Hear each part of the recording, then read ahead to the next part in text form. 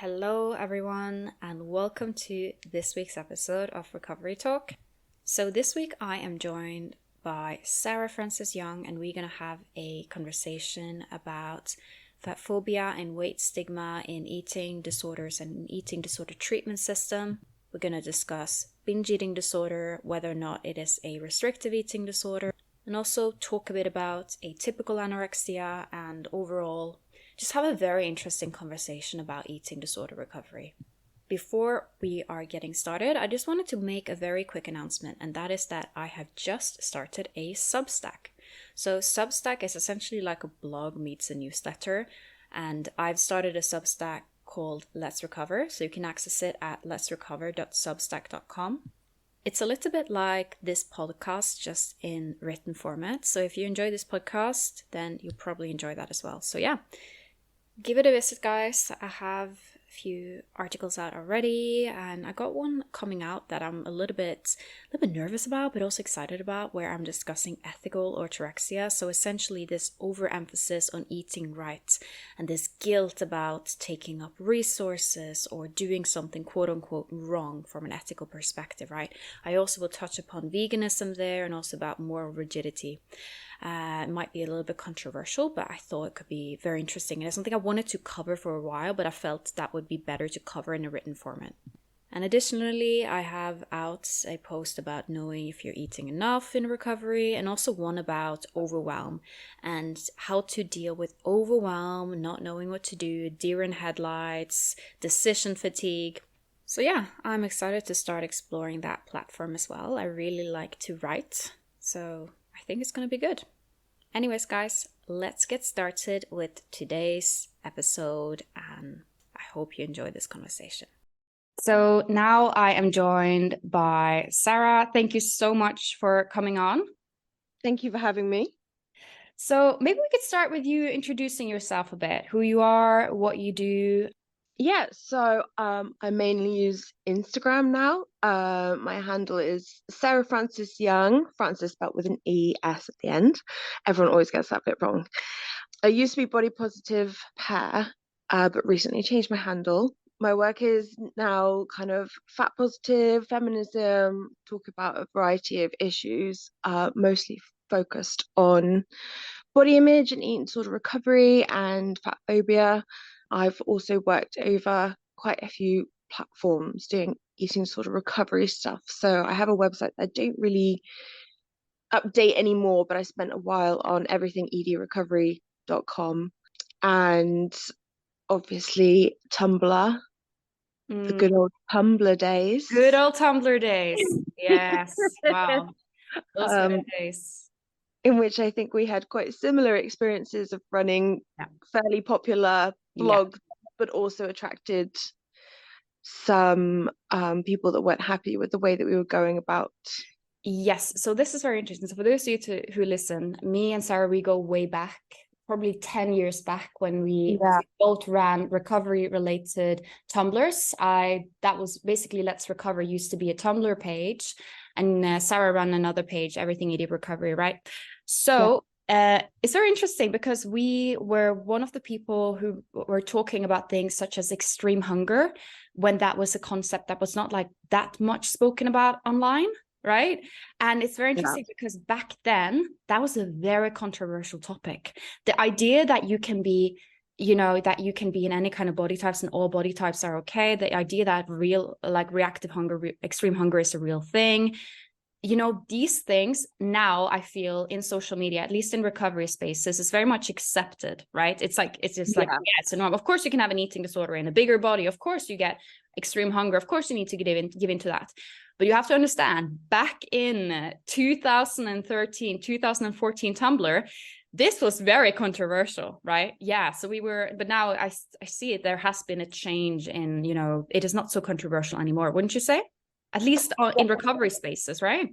Yeah, I feel like these ideas are coming way more to the forefront, and people are kind of generally more accepting that this is a normal things in recovery. Like extreme hunger is a normal part of recovery, and that every person, regardless of their weight, shape, or size, can have an eating disorder. I feel like back then it was just like, it just seemed that nobody's understood those concepts. They were so new and controversial, even though they made so much sense to us. I think they made, like, for us, it was an obvious Mm. conclusion, but for a lot of people, they found it quite threatening, I think. Why do you think people find that so threatening? Well, I think that firstly, a lot of the trolls and haters we got had eating disorders and were very unwell. And I guess the eating disorder is going to find that like very threatening itself, because obviously eating disorders are all about eating as little as possible, being as thin as possible. And we're saying like, actually, you can eat what you want whenever you want, and you can be whatever weight, shape, or size, and that's fine. And I think the eating disorder goes, oh my God, wait, I don't want to hear about this. This is not the belief system that we hold.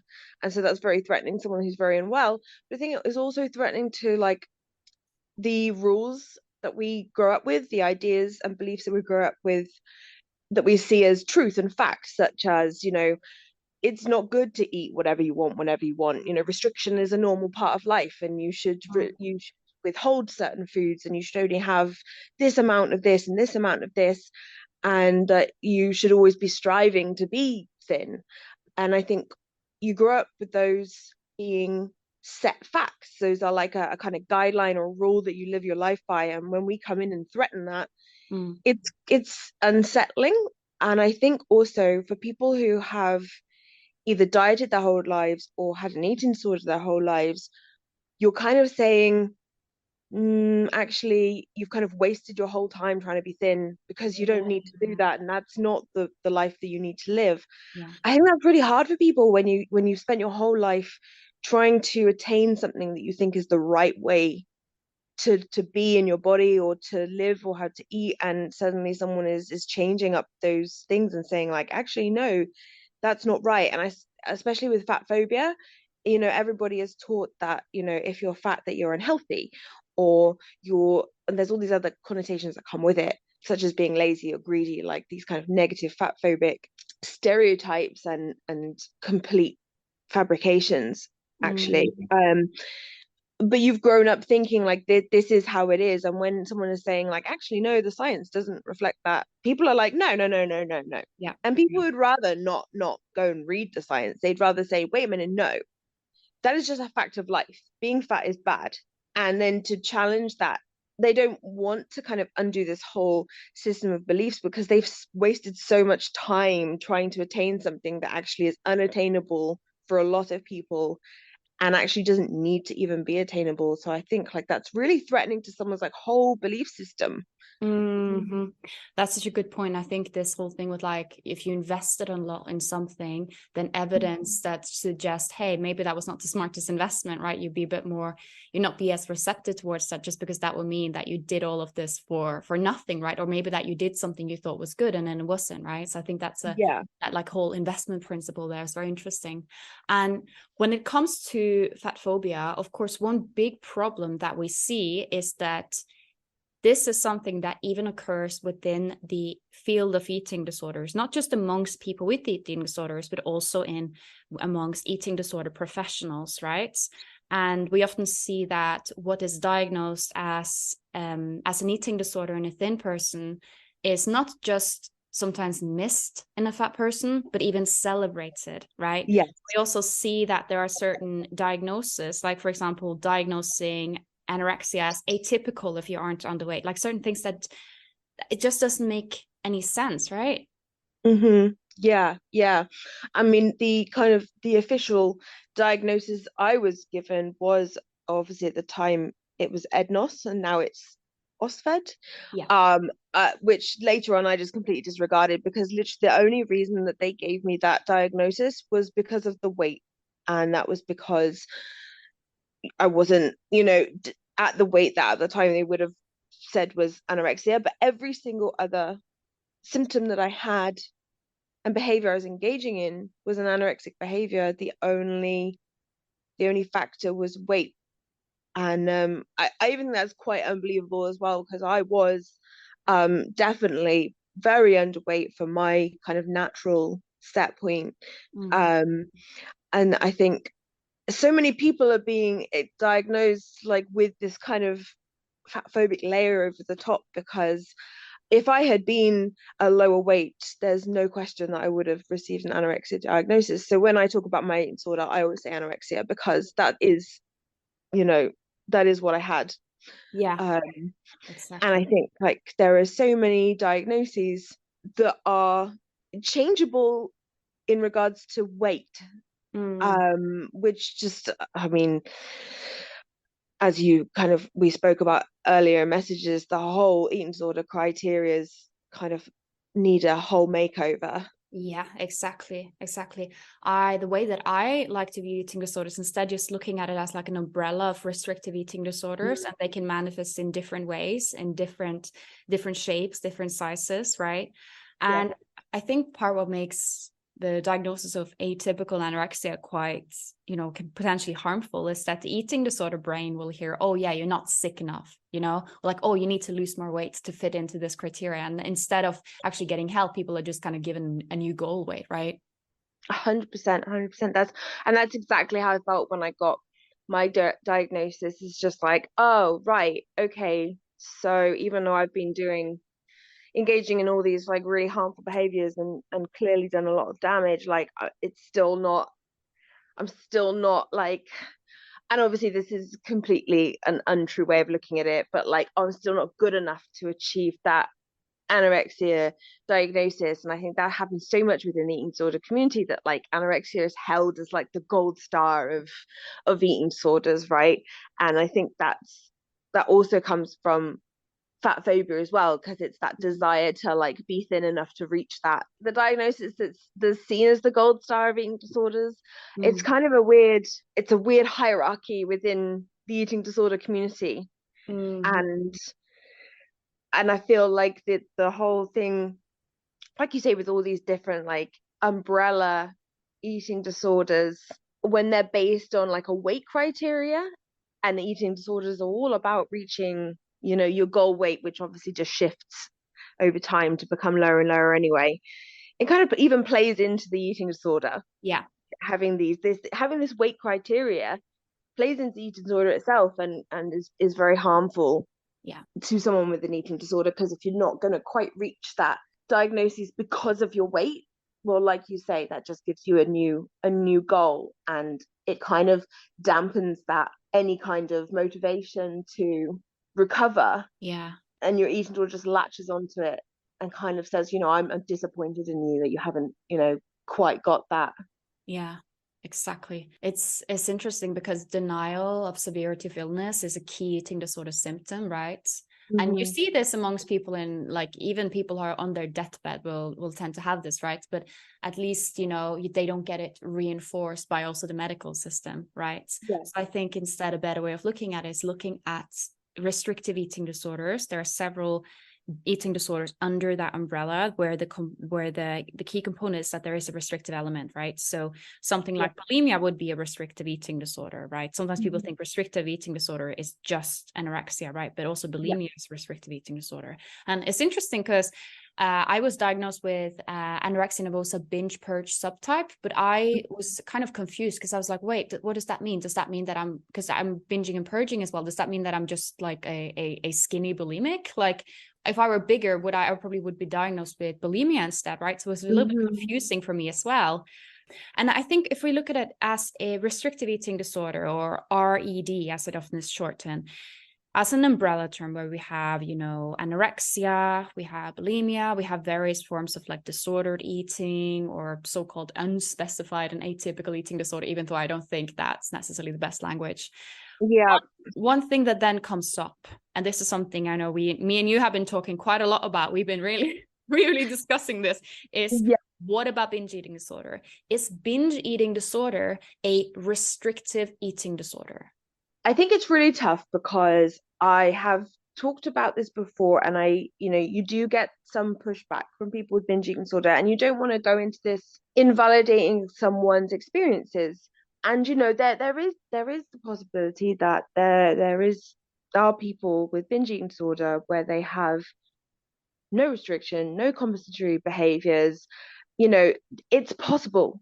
But what I have to say is I've never met somebody who has got diagnosed binge eating disorder who doesn't engage in some form of restriction or compensatory behaviors, or had engaged in restriction prior to the binging starting. I mean, usually what I see with people with binge eating disorder is it's kind of a circle of binge. Well, it starts with the restriction, and then there's binging, and then there's usually some sort of restriction or compensatory behavior.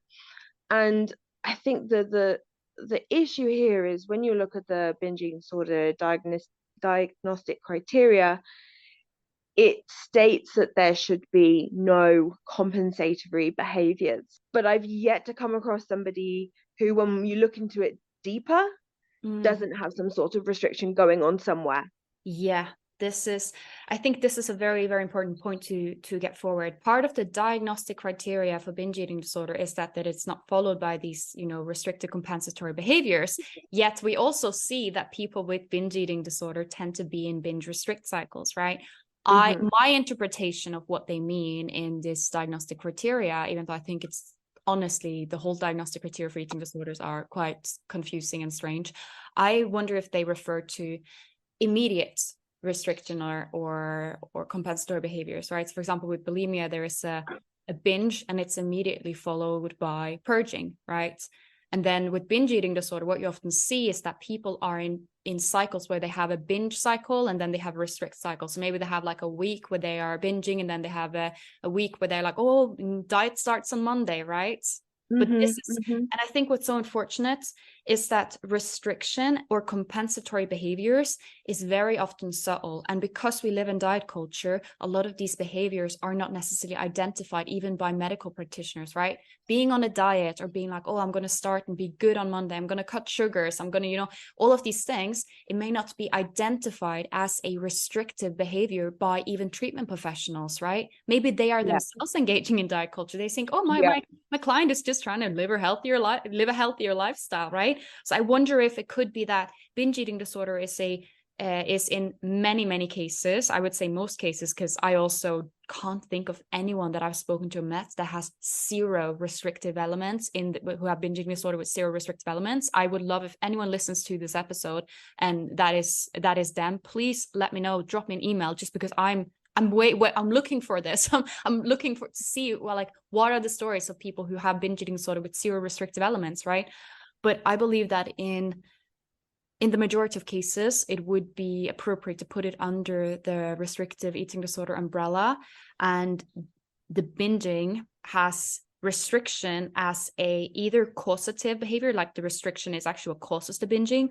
And even if that's not the case, it at least is a worsening factor, right? If someone were to have binge eating disorder with zero, without it being driven by reactive hunger or extreme hunger in response to restriction would still not make it better, right? Because we know that restriction drives binging and we know that it drives the circle, right? So I think overall, looking at which comes first, did your binging start during or after a period of restriction? If so, there's a chance that what you're experiencing is actually reactive hunger, aka extreme hunger, aka post-starvation hyperphagia, which is a completely normal response to restriction in humans, and also even in some animals, right? You made a really good point, and that is that I think that professionals don't identify restriction in their patients that they're diagnosing with binge eating disorder. And I think that's one of the main reasons that binge eating disorder gets diagnosed so frequently. I think it the number one diagnosed eating disorder. Yes. So the reason that gets diagnosed so frequently, I think, is because it's being misidentified as binge eating disorder when there's actually a lot of restriction going on. But like you say, it's completely normalized in society to be restrictive. And so those elements aren't identified. And so the professional thinks, right, this person is binging and there's no restriction and there's no compensatory behaviors, but they're actually just not identifying those restrictive or compensatory behaviors because they're so normalized in society to cut certain foods, eat less of certain foods, restrict certain foods, to restrict calories. Like, that's all just really normalized as like a normal behavior or a normal eating pattern when it's not. And I think also that kind of thing, like, when I know anybody who's had an disorder would have researched or Googled calories and things, and you usually come up with a website that will say something like, it will take you 2.5 hours walking to burn this off. And there's this kind of like normalized thing as well of like, well, if you eat something with high calories in, you then burn it off by exercising, which is seen as like a normal behavior, but actually that again is a compensatory behavior for eating something. Mm-hmm. So all these like, I mean, to you and me are obviously compensatory or restrictive behaviors are not identified by professionals because, like you said, they could be engaging in those kind of behaviors themselves because it's just a inverted commas normal way to live. Mm-hmm. It is actually so sad to see how fat phobia drives, access to treatment, and like even treatment professionals being unable to identify restriction because it's become so normalized because of diet culture and fat phobia, right? And Mm-hmm. I think one thing that I often hear, as a bit of a counter argument is, oh yeah, but it is binge eating disorder because the person tends to binge when they feel upset, right? They tend to binge as comfort. But I hear a lot also just in people experiencing even reactive hunger. And what I always say is that, yeah, but why is this a rewarding behavior, right? Because Mm-hmm. right now I'm someone who is fully nourished, right? If I have a bad day, my brain don't go to, oh yeah, let me go binge, just because for me that is not necessarily a rewarding behavior. Yes, Mm-hmm. having some nice food and having like some ice cream, making myself Yeah. something nice, that is a nice behavior, just like lighting a candle is a nice behavior, right? But I don't feel like stuffing myself with 15,000 calories worth of cookies and ice cream because I'm not undernourished. But if you asked me back in the days when I was undernourished, if I had a bad day, that would for me be emotionally rewarding, right? I think that Mm-hmm. drives this narrative of, oh, you're eating your feelings, but nobody cares to question, why is this a rewarding behavior, right? If you did like a functional MRI scan in a person who was severely dehydrated, maybe they just ran a marathon in the heat, right? And you did a functional MRI scan and seeing what happens to the brain where they were finally given water, you would see that all of the reward center of their brain Yeah. excitement would light right up by having water, right? Think about how you feel when you're really, really tired and you finally get to bed, right? That doesn't mean that you are emotionally sleeping or emotionally drinking water, right? Of course, when you are undernourished, food, and especially if you put food on this pedestal and have this like forbidden fruits taste the sweetest mindset, of course it's going to be rewarding. Of course you're going to do it when you are Yeah. feeling sad, right? But then I often see this, what happens when they actually do recover and they're renourished, if they try and binge, they're going to be like, oh wow, this really does not hit the spot anymore, right? Yeah. And I think like what you said is so important. It's like sometimes when you are feeling sad, you do tend to go towards certain foods, but it's like it's not like a binge. It's just like, oh, I might eat like slightly more than I normally would because this is a really tasty food and I'm not feeling very great. So it's like a small reward thing, but like like you said, you would never end up stuffing your face with like so much calories that you are like really uncomfortable bursting and really overfull in your stomach and just that that feeling when Yeah. you've eaten a lot of food and that because that's just not rewarding. That's not what you would do when you're sad. Whereas like you say as well, like when I had extreme hunger in recovery, I would eat to the point where like my stomach felt like it was going to split open and I'd still feel hungry. And I think you make such an important point about the reward system being let up because obviously if you are malnourished, food is what your brain and your body is looking for. Mm. I think that it's totally normal to have a bad day and gravitate towards a certain food that you like the most. And I guess like for some people that's ice cream and chocolate, but for other people it could be like a mixed fruit salad. It's all Yeah. about like what you like the most. But Yeah. actually when you're having something, when you're binging and inverted commas, like you said, eating your feelings, that actually like people don't do that when they're fully nourished. This is the thing, right? You don't really see that behavior in fully nourished people, right? But because diet culture is so, ingrained, often there are people who aren't as nourished as maybe they think they are, right? And another thing Mhm. that is a little bit strange with the criteria for binge eating disorder is, the guilt and shame, the Mm, avoidance must be followed by guilt and shame. But if you, that also happens in, reactive hunger, extreme hunger, right? You often see people, sometimes people will instead feel a sense of relief, especially if they're very well educated about what's going on. But mhm. feeling guilt and shame and panic and these kind of things, that's normal after a binge, whether it's binge eating disorder or anorexia or bulimia, right? Yeah, because your whole eating disorder is screaming at you that you need to be thinner. Like that's the drive is about eating less and being thin. So you're always going to feel guilt and shame regardless of what eating disorder you have. And actually, even if you don't have an eating disorder, if somebody, somebody is dieting, they're restricting biscuits, the classic, oh, I'm not going to eat biscuits for a month. And then they get to the end of the week and they haven't eaten any biscuits, and then they eat a whole packet of biscuits. And what are they going to feel? They're going to feel guilty. They're going to feel shameful. They're going to feel like they have no self control. There comes in the self loathing. And then we go back to the cycle of then restricting the biscuits again. And I think that, like, that kind of the criteria for the binging sort of being that after a binge, you would feel shame and guilt and self-loathing. Like I feel like that happens to people whether it's an actual binge or whether it's just eating more than they have allowed themselves by their own defined rules. Like those are the emotions that everybody experiences because we live in a society that is fat phobic, that is food phobic.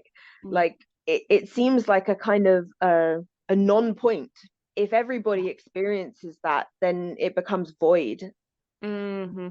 Yeah, exactly. And it doesn't exactly help the guilt be told that your binging is a disorder rather than, oh, it's Mm-hmm. actually you're actually hungry and not fully nourished. I need to focus on actually getting in enough food, not restricting yourself from certain food, right? So yeah, overall it's just frustrating to listen to, and especially frustrating here that in the treatment system, the one place where you should expect that someone with an eating disorder, you should expect to be safe and respected and understood, that this still even happens, right? Speaking of this, this is something that often frustrates me, right? When you hear someone has an eating disorder, what you often say is, oh, you go to your doctor, right? And then you show Mm-hmm. up at your GP office, and imagine if you're someone in a bigger body showing up at the doctor's office like, hey, I have issues with food, you don't necessarily know if that's going to be a safe space, or if your doctor, you don't know if your doctor's going like, oh yeah, maybe we should refer you to get help, versus, oh great, Mm-hmm. you've lost some weight, right? What would you say to someone who is in a bigger body and is struggling with an eating disorder and is, wants to seek out help? I think that getting treatment for eating disorders is always difficult. There are always barriers because of the world we live in. It is fat phobic. So I think like getting treatment is difficult for everybody. There's always barriers, and the eating disorder treatments are always stretched thin. Their resources are stretched thin. So it's always like a difficult thing to do. But I think like to ensure that you get the best treatment, it's critical to kind of shop around if you can. I know that like it's different in other countries, especially like the US, where I think you generally get given like one doctor that you see. But like where I am in the UK, like when I go to the doctor, I can pick to see any of the doctors in my surgery. And so if you have access to that, I think it's important to kind of research that doctor. Like usually you can find on the website like what they specialize in. So the doctor I see, she is someone who specializes in women's issues, and so already I know that like she is my kind of doctor to see. And I think it's important to kind of get as much information you can about each doctor to make your choice, and also to see any other people's reviews or whatever. But also sometimes that it's not just your doctor that you should be looking to for help. Like obviously none of these other suggestions can replace a professional medical doctor or any other professional, but looking outside for a community of people who are fat positive and do fat positive eating disorder content. So looking at somebody who like yourself, who is somebody who is, fat positive, eating disorder, recovery coach, any kind of support system, like communities of people. So what really helped me was being in a kind of fat positive community on Instagram where I was looking at people with similar bodies to me who were in similar places,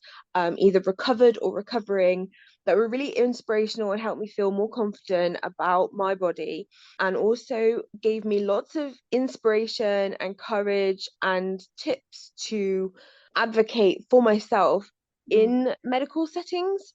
Yeah. So I think it's really important to know how to advocate for yourself when you're in a medical session, because it doesn't matter how much research you do on a doctor, you may still come across negative or fat phobic reactions in a doctor's office. It's a really tough place to be because, like you said, it should be a safe space where someone is going to recognize what's going on with you and give you the appropriate treatment. And we know that unfortunately that doesn't always happen.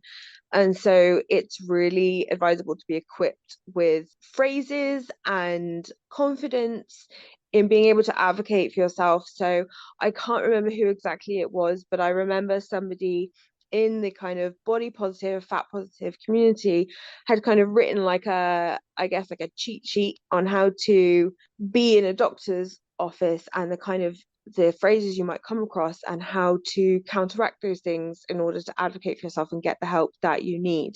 I think that sometimes you do have to look outside the medical field and look at, coaches and communities and social media for that kind of support. And I think like social media often gets a bad rep, because there are obviously lots of harmful and unhelpful things on the internet and on social media. But if you're in the right community and you follow people that make you feel good about yourself and help you gain confidence, then that's where you want to be.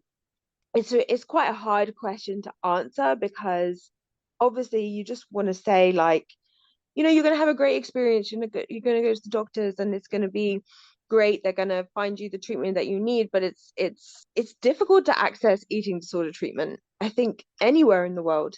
Yeah. And so sometimes you should get medical support because there is nothing that can replace medical support, but finding ways to do that without being dismissed Yeah. is about kind of building courage and confidence and having outside communities and outside support that help you advocate for yourself. And even stuff like therapy as well. Getting a good therapist who is a health at every size practitioner or a body positive slash fat positive therapist is really important as well. Yeah. I think that those are really, really good advice. So advocating for yourself in a medical context, right? See, yes, having medical support is important, but there are also, in terms of recovery, having like someone to monitor you medically, but also finding a coach, therapist, someone who understands, someone who's familiar with, health at every size and these concepts where you know that you're not going to be told, oh yeah, lose weight, restrict your food, right? You know that your behaviors are going to be seen as what they are, which is disordered, not something that is, what can I say, applaudable, right? And Yeah. I think one common trap that I often see, unfortunately, also in eating disorder recovery fields is this, and I would love to hear your thoughts on this.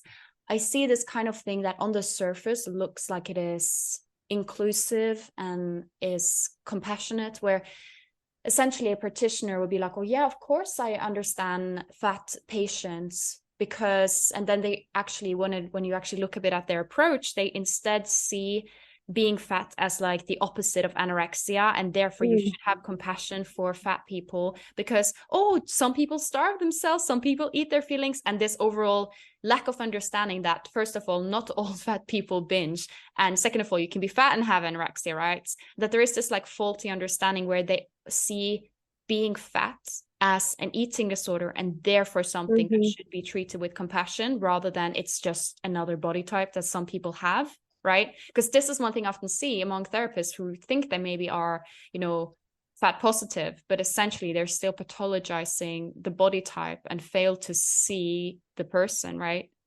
Yeah, I've seen that quite a lot on people's either like their Instagrams that link to websites, and then you see their websites and it basically says that, like obesity is a disease, or fatness is an eating disorder and treating it. Yeah, it's not about actually being fat positive. It's kind of actually giving like a pitying kind of approach to fat patients, which is, yeah, like really unhelpful, really harmful, really stigmatizing, and just furthers this whole like fat phobia thing. It's just, instead of them being, they see themselves, like you said, as being like fat positive because they have sympathy for someone living in a fat body, when actually what they're doing is just furthering fat phobia and just feeding into this, excuse the pun, feeding into the idea that being fat is on the opposite end of anorexia, like you say, like it's Yeah. opposing. And I think, like, as well, like when you think of anorexia, you think of someone who's emaciated, and when you think of binge eating disorder, you think of someone who is fat, when actually like these two are, they're not really so different from each other.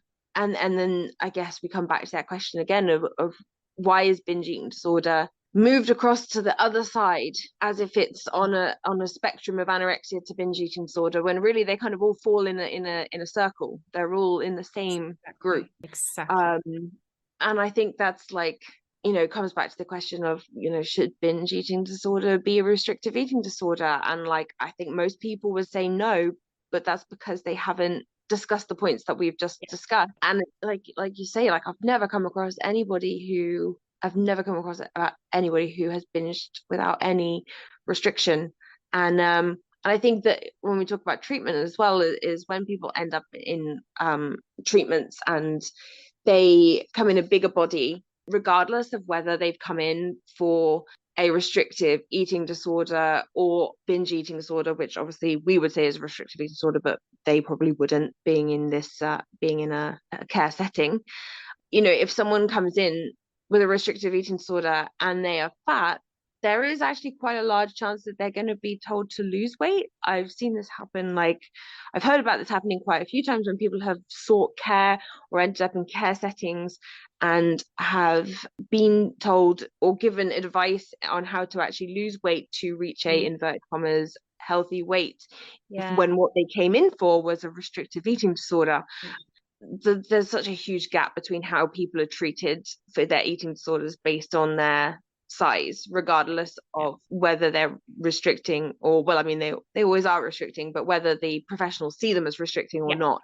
Yeah, exactly. Yeah, I think this, what you said there with, coming in, having a restrictive eating disorder, but you are in a bigger body, and then you come into treatment, and then the whole thing with, and then being prescribed weight loss. I wonder if this could also tie into this whole thing of seeing binge eating disorder and anorexia as two of the opposite end of the scale, and then seeing anorexia as an illness that causes a lot of thinness. And with anorexia, obviously, if someone is underweight, we know that if someone is under the set point, we need to restore that, right, with anorexia. So if someone is underweight with anorexia, weight restoration is going to be part of the treatment. But then people wrongly then take this approach and think, well, someone has binge eating disorder and they're in a bigger body, that means that the weight here is also something that should be fixed, right? So they take this approach that way, they see the fatness as something to cure, right? And that is not necessarily how it works, right? So I think overall we try to answer the question, is binge eating disorder a restricted eating disorder? And I think what we can conclude is, I mean, it depends. It depends, of course, on person to person. Most people that we both are kind of still searching for someone who has binge eating disorder and does not have a single restrictive behavior that is also being implemented, right? But we also need to see, well, it depends on if you're following the diagnostic criteria, where they are. I mean, they're saying no restrictive compensatory behaviors, but what do they mean right after? Do they mean in general? It is a difficult question, and I don't think we have a specific answer. But what I think we can say, if you are someone who struggles with binge eating disorder, get curious about how restriction plays in, right? Get curious also on how restriction can creep in the more subtle ways, right? It could be something like, well, diet starts on Monday, right? It doesn't always have to be having a binge and then starving yourself and not eating anything for the next week, right? It doesn't have to be so drastic. Very often, restriction will sneak in more subtle ways, but it will still have a huge impact. Yeah. So I think another, just like something I think we also need to get forward, is that no matter your body size, recovery is worth it. You deserve recovery. You deserve help. you know, here it is one of those cases where society is the problem, not your body, right? You still deserve recovery. And please don't fall into the trap of thinking, well, because fat phobia exists, because diet culture exists, that means that I shouldn't recover, right? Because you can have a meaningful life in any kind of body. Yeah, exactly. And like coming from my own experiences, being someone who does exist in a fat body, it's so true. Like I think I when I had my eating disorder, I didn't live in a fat body. I was in a thin body. I kind of just thought, oh, I could never be fat and happy. Like that's the worst thing in the world. And actually, the more weight I gained, the happier I became and it wasn't because I was gaining weight that I became happier, because there's still all those barriers that fat phobia still exists in the world that makes things more difficult. But it was because I was prioritizing other things. And the further along in recovery I became, even though my body was getting bigger, it became less of an issue for me.